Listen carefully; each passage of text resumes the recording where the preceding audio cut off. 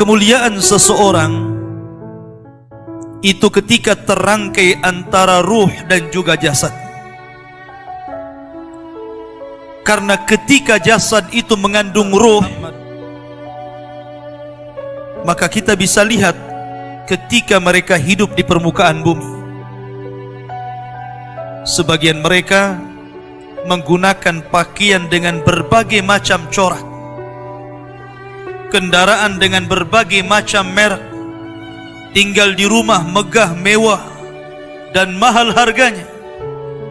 Tapi ketika ruh itu dicabut dari jasadnya, maka jasad itu akan masuk di bawah tanah dan tidak ada kemuliaan sama sekali.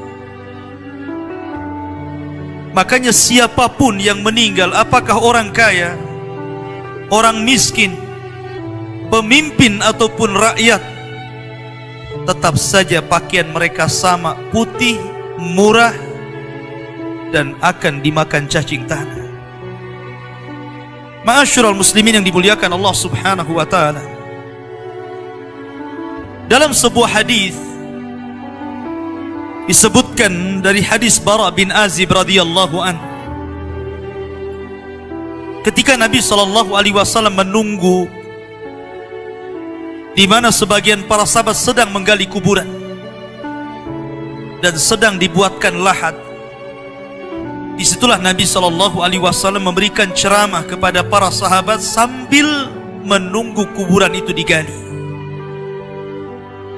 Kemudian Nabi sallallahu alaihi wasallam bercerita tentang bagaimana ruhnya seorang mukmin dan ruhnya seorang kafir apabila dicabut Allah Subhanahu wa taala lewat malakul maut. Kata Nabi sallallahu alaihi wasallam, apabila ruh itu dicabut, tabi'ahul basar, maka pandangan akan mengikutinya. Makanya setiap orang yang mati pasti melotot. Disitulah disunnahkan untuk diusap dan ditutup supaya tidak menakutkan orang lain. Dan ruh dicabut itu dari mulut seseorang. Kata Nabi sallallahu alaihi wasallam, apabila ruh itu seorang mukmin, maka ruh itu akan dicabut dimulai daripada ujung-ujung jari tangan dan kaki,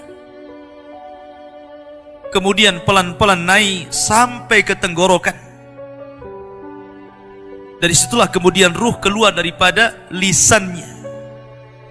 Kata Nabi sallallahu alaihi wasallam, keluarnya seperti air yang terakhir keluar dari botol. Anda bisa bayangkan, kalau seandainya sedang memegang botol aqua dan itu masih penuh airnya, kemudian kita tuangkan, tentu air itu akan sangat deras keluar. Tapi ketika dalam botol itu cuma satu tetes saja yang tersisa, tentu apabila kita tuangkan akan berjalan pelan-pelan. Kata Nabi sallallahu alaihi wasallam, ruhnya seorang mukmin itu ketika keluar seperti tetesan terakhir yang keluar dari mulut teko.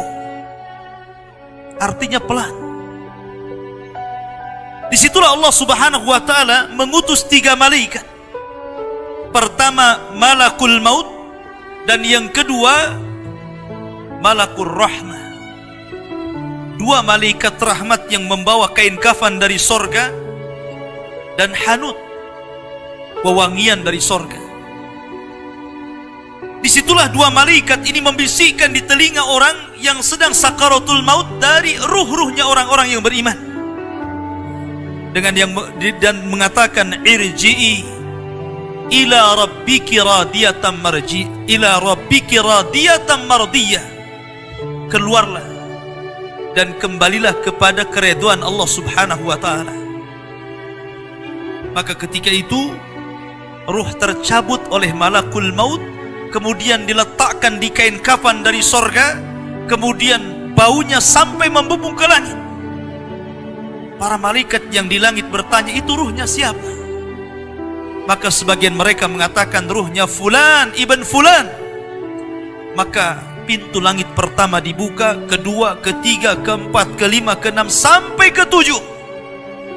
Di sini Allah Subhanahu wa taala berfirman, letakkan catatan amalnya di tempat yang paling tinggi fil illiyin, dan kembalikan ruh ke dalam jasadnya. Akhirnya kemudian para malaikat ini pun mengembalikan ruhnya ke dalam jasadnya.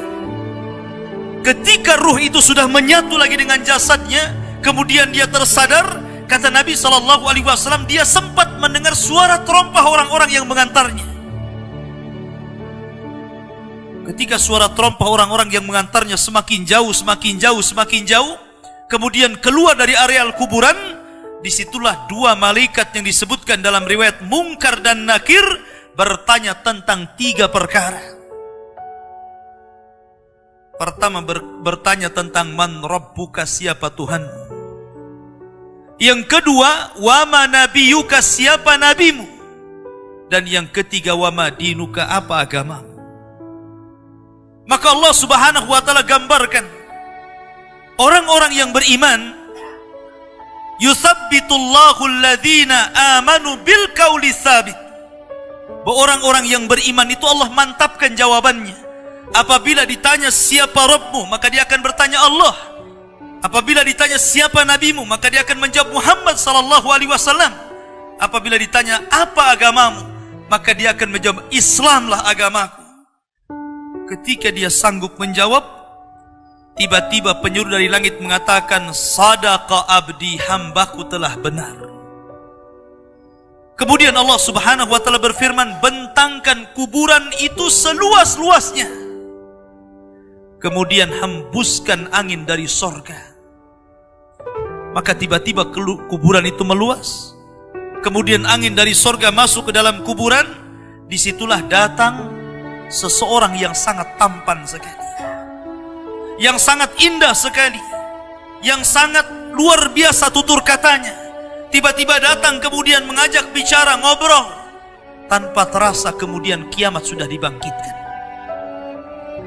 Maka orang ini bertanya, siapa kamu? Kenapa kamu asik sekali berbicara dan ngobrol dengan saya?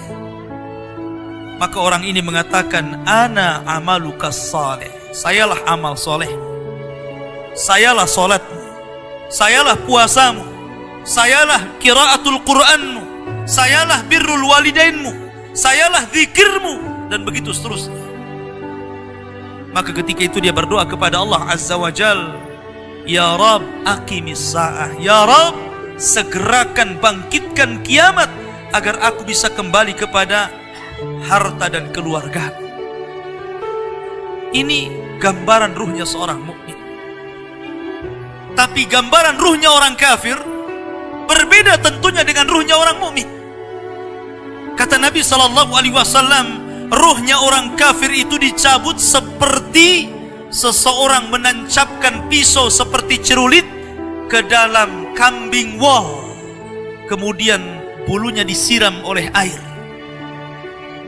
Ketika pisau yang berbentuk bengkok itu dimasukkan ke dalam bulu wol yang sangat tebal, kemudian bulu itu disiram air, kemudian dipaksa dicabut, maka tentu akan merontokkan seluruh bulu-bulunya. Begitulah gambaran Nabi SAW.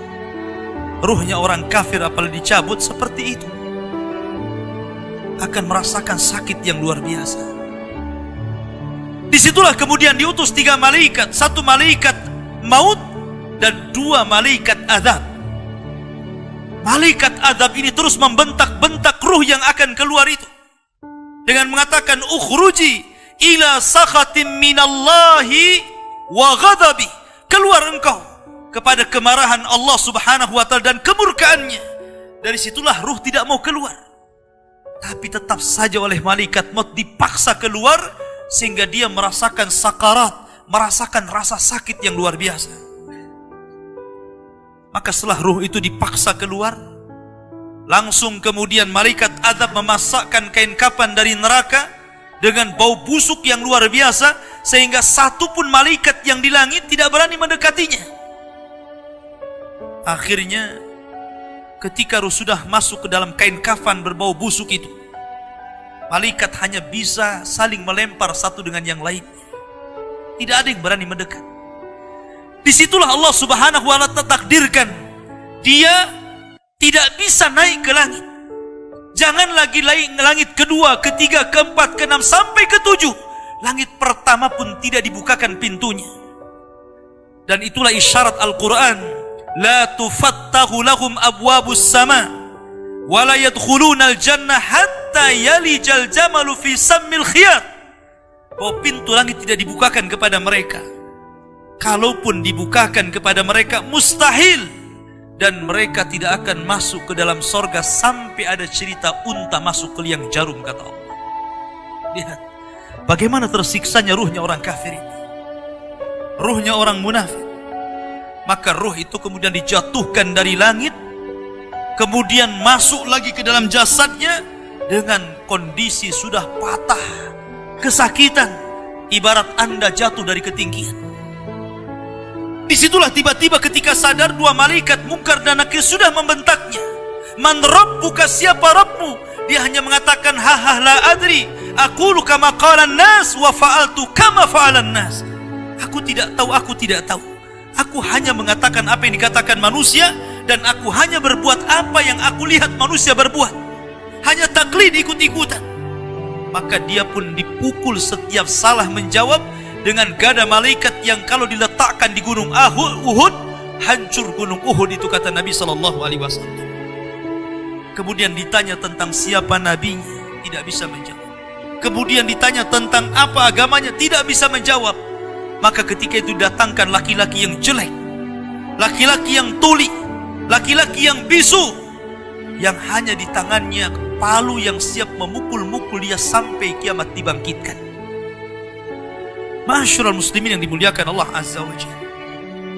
Ketika itu ada seruan dari langit, angkadzaba abdi, hambaku telah berdusta. Sempitkan kuburannya, bukakan pintu ke arah neraka, biar hembusan-hembusan neraka masuk ke dalam kuburannya. Dari sinilah Utsman bin Affan radhiyallahu anhu, seorang khalifah, apabila diceritakan sorga dan neraka, Utsman tidak pernah menangis. Tapi kalau diceritakan tentang kuburan, Utsman itu langsung menangis. Alasannya apa? Kata Utsman bin Affan, karena kuburan itu yang menentukan kemana arah seseorang. Kuburan itulah yang menentukan kemana arah seseorang. Apakah dia masuk ke dalam ashabun nar ataukah ashabul jannah. Makanya Umar bin Abdul Aziz rahimahullahu ta'ala, ketika dia ziarah kubur di akhir hayatnya, kemudian dia menangis di kuburan dan dikatakan, wa ma yubki ya khalifah, apa yang membuat anda menangis wahai khalifah? Kata Umar bin Abdul Aziz, fa ana la adri min ayyi fariqaini ana. Soalnya aku tidak tahu dari kelompok mana saya. Apakah saya kelompok ahlun nar ataukah ahlul jannah? Apakah saya kelompok yang akan dimasukkan ke dalam neraka ataukah saya kelompok yang akan dimasukkan ke dalam sorga? Aku tidak tahu. Dari situlah dia menangis dan menangis orang-orang di sekitarnya. Ma'asyiral muslimin yang dimuliakan Allah Subhanahu wa ta'ala. Oleh karena itulah ada satu tugas untuk mengingatkan kita kepada fitnah kubur yang berujung kepada azab kubur ataupun nikmat kubur. Sebuah sunnah yang sudah langka dijalankan manusia, yakni ziyaratil kubur. Kata Nabi SAW, kuntu nahaitukum ang ziyaratil kubur fazuruha fa innaha tudzakirukumul akhirah. Dulu aku larang kalian ziarah kubur, tapi sekarang ziarahlah kalian ke kuburan-kuburan kaum muslimin, karena itu hanya bisa mengingatkan kita kepada kematian dan hari akhir. Aqulu ma tasma'un, aqulu qauli hadza, innahu huwal ghafurur rahim.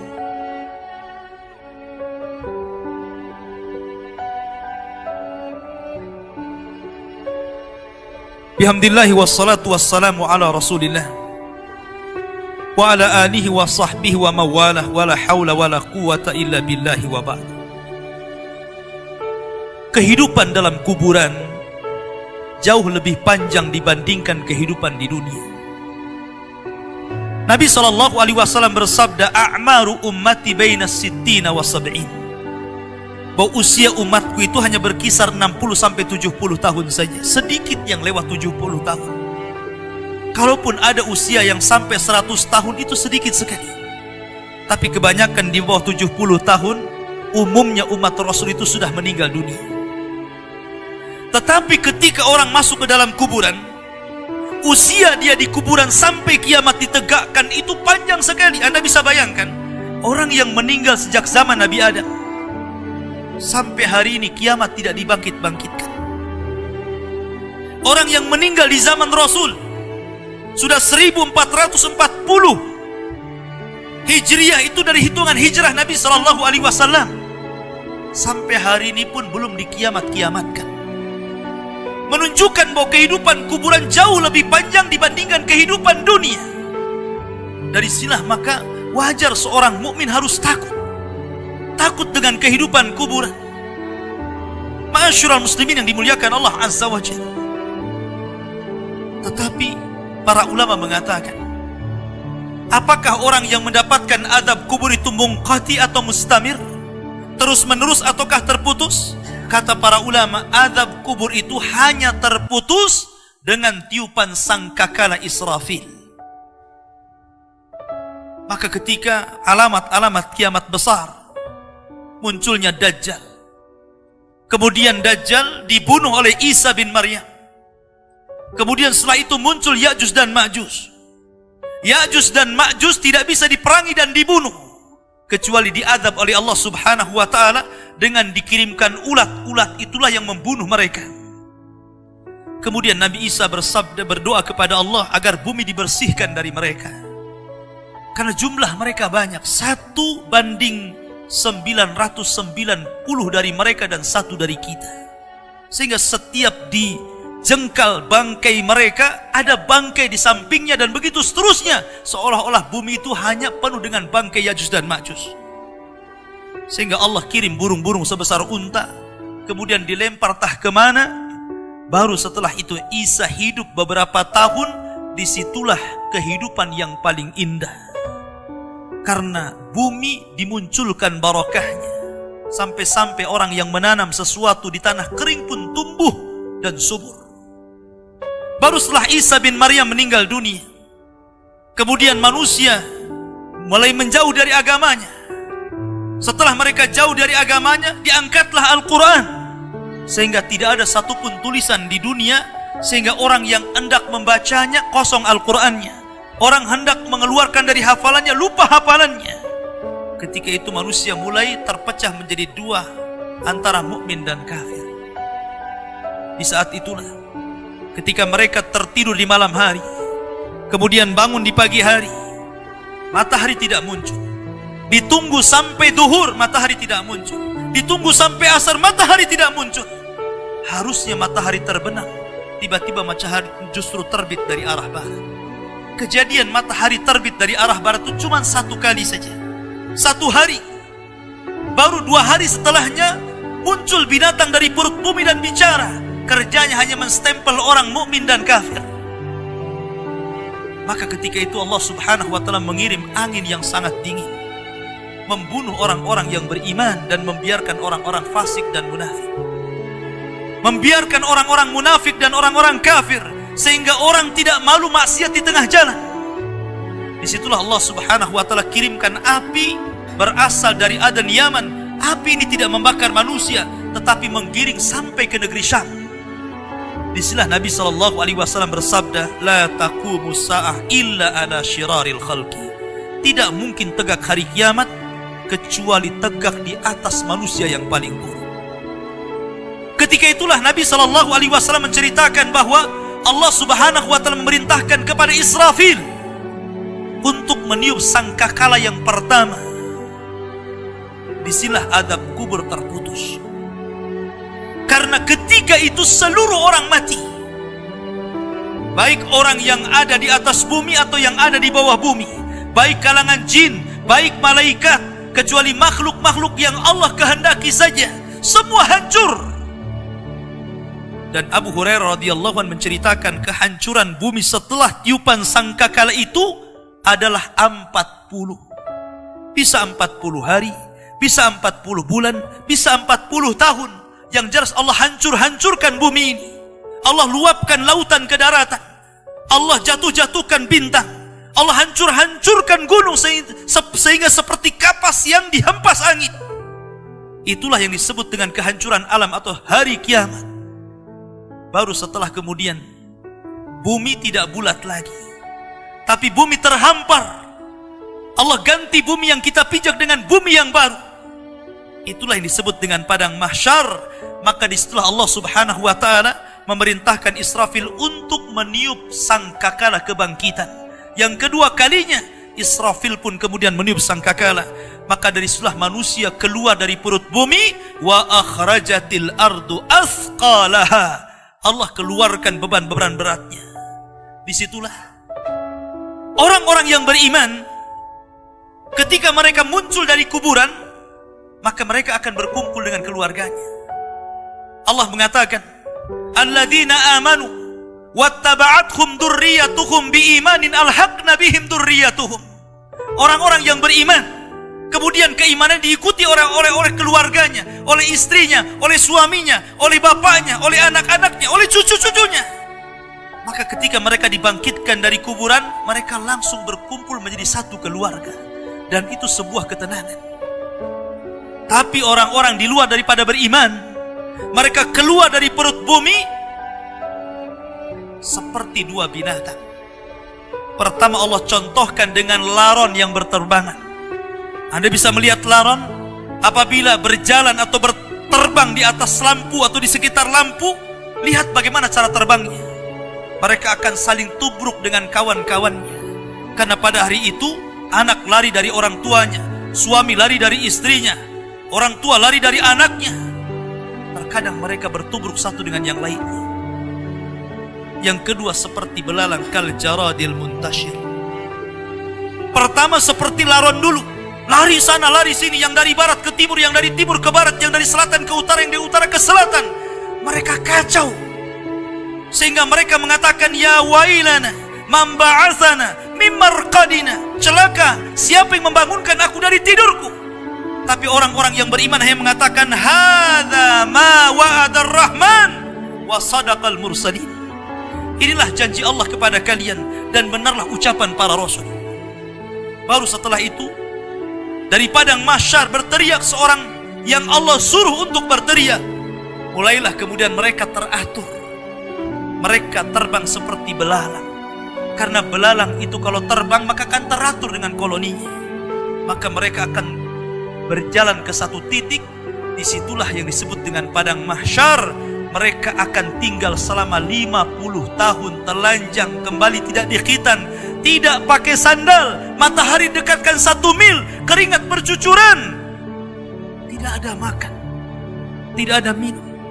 Mereka berdiri 50 tahun. Sehingga akhirnya orang-orang saleh mereka berkumpul, datang kepada Adam minta syafaat. Adam memberikan udzur, tidak sanggup memberikan syafaat. Kata Adam, datanglah kalian kepada Nuh, karena dia Rasul pertama dalam Islam, Rasul pertama setelah aku. Maka mereka pun kemudian datang kepada Nuh. Nuh pun memberikan udzur, datanglah kalian kepada Ibrahim, karena dia Khalilur Rahman. Maka mereka datang kepada Ibrahim. Kata Ibrahim, aku tidak sanggup berikan syafaat, datanglah kalian kepada Musa, karena dia Kalimur Rahman. Ketika mereka datang kepada Musa, kata Musa, datanglah kepada Isa. Isa pun memberikan udzur, tidak bisa. Seandainya kalian datang kepada Muhammad sallallahu alaihi wasallam itu lebih baik. Akhirnya mereka datang kepada Rasul. Rasul hanya mengatakan, analah, akan kucoba. Maka Nabi sallallahu alaihi wasallam menghadap Allah, kemudian sujud di bawah arsy, sampai akhirnya Allah datang dan mengatakan, irfa ra'saka ya Muhammad, sal tu'ta, wasma yusma, wakul yusma, washfa tushaffa. Wahai Muhammad, angkat kepalamu, bicaralah kau didengar. Bicaralah kau didengar, mintalah kau diberi, mintalah syafaat, aku akan kau berikan syafaat. Maka dari situlah Nabi SAW meminta 7 syafaat. Salah satunya, ya Allah, selamatkan orang-orang yang mengucapkan kalimat la ilaha illallah. Selamatkan orang yang mengucapkan kalimat la ilaha illallah. Walaupun mereka sudah gosong, sudah menjadi abu di neraka, tapi mereka tetap bisa keluar dari neraka dengan kalimat itu. Ma'asyiral muslimin yang dimuliakan Allah, baru manusia kemudian berkelompok-kelompok ketika itu. Inilah yang disebut dengan al-iman bil yaumil akhir. Keimanan kita dengan hari akhir. Maka kita berdoa kepada Allah subhanahu wa ta'ala. Mudah-mudahan Allah subhanahu wa ta'ala menyelamatkan kita dari fitnah kubur. Oleh karena itulah maka ada amalan-amalan disebutkan para ulama. Salah satunya berdoa dalam sholat. Ketika tasyahud akhir, sebelum salam, kita disuruh untuk berdoa dan berlindung dari 4 perkara. Salah satunya dari fitnah kubur. Karena fitnah kubur inilah yang menentukan apakah Anda masuk adab kubur ataukah masuk nikmat kubur. Fitnah itu artinya pertanyaan 2 malaikat. Dan pertanyaan itu jawabannya bukan karena hafalan. Anda di dunia ditanya siapa Tuhan Anda, pasti Anda mengatakan Allah. Siapa Nabi Anda, pasti akan mengatakan Muhammad Nabi saya. Apa agama Anda, pasti menjawab Islam. Tapi jawaban di kuburan bukan hafalan, tapi jawaban itu adalah amalan yang membimbing kita. Yang mampu menjawab itu amalannya. Solat kita yang mampu menjawab, puasa kita, baca Quran kita, zakat kita, birrul walidain kita, itulah yang akan menjawab. Karena hanya orang-orang yang beriman yang mantap jawabannya. Tapi orang munafik sekalipun sangat hafal di dunia, belum tentu dia sanggup mengucapkannya, sama seperti mengucapkan kalimat la ilaha illallah detik-detik sakaratul maut. Kita lihat, mengucapkan kalimat la ilaha illallah itu mudah, tapi bagi orang-orang yang sedang sakaratul maut, kalimat itu susah diucapkan. Walaupun hanya itu saja kalimat yang sanggup diucapkan oleh orang yang sedang sakaratul maut, tetapi belum tentu orang bisa mengucapkannya, karena bukan hafalan. Yang mengucapkan kalimat itu bukan hafalan, tetapi amalan dialah. Makanya para ulama mengatakan salah satu alamat husnul khatimah ketika dia bisa mengucapkan kalimat itu, karena Nabi SAW mencontohkannya. Ketika detik-detik sakaratul maut, Nabi SAW mengatakan la ilaha illallah wa innal mauta la sakarat. La ilaha illallah, sesungguhnya kematian itu sangat menyakitkan. Kalau Nabi SAW saja sakit ketika meninggal, tentu di luar Nabi SAW lebih sakit lagi. Tapi ingat, sakitnya seorang yang beriman ketika ruh dicabut, itu awal merontokkan dosa-dosanya. Tetapi sakitnya orang-orang kafir ketika dicabut, itu awal dari azab dia sebelum masuk kuburan dan sebelum masuk ke dalam neraka. Ma'asyiral muslimin. Oleh karena itulah maka jadikan dunia ini senjata, dan senjata yang paling baik adalah doa. Jadikan dunia ini penjara, karena memang kita masih di penjara. Anda tidak boleh tidak meninggalkan sholat, masih tidak boleh. Kita masih harus tetap sholat, zakat, puasa, haji, berbuat baik. Jadikan dunia ini penjara, karena Rasul yang mengatakan ad-dunya sijnul mu'min. Dunia ini penjara bagi orang-orang yang beriman. Kita harus terpenjara dengan ibadah. Tetapi orang-orang kafir itu sorga. Bagi mereka tidak sholat, tidak puasa, tidak zakat, itu sorga bagi mereka. Tapi orang-orang yang beriman, walaupun sesenang apapun Anda diberikan harta yang banyak sekalipun, tetap saja kewajiban sholat tidak boleh ditinggalkan. Tetap saja kewajiban zakat tidak ditinggalkan. Tetap saja kewajiban haji tidak boleh ditinggalkan. Walaupun Anda sudah jadi presiden sekalipun. Karena dunia ini penjara bagi orang-orang yang beriman. Sebab kalau orang sudah mati, tidak ada perbedaan apakah Anda presiden, menteri, rakyat, orang kaya, orang biasa, sama di kuburan itu. Dan tidak bisa dibanggakan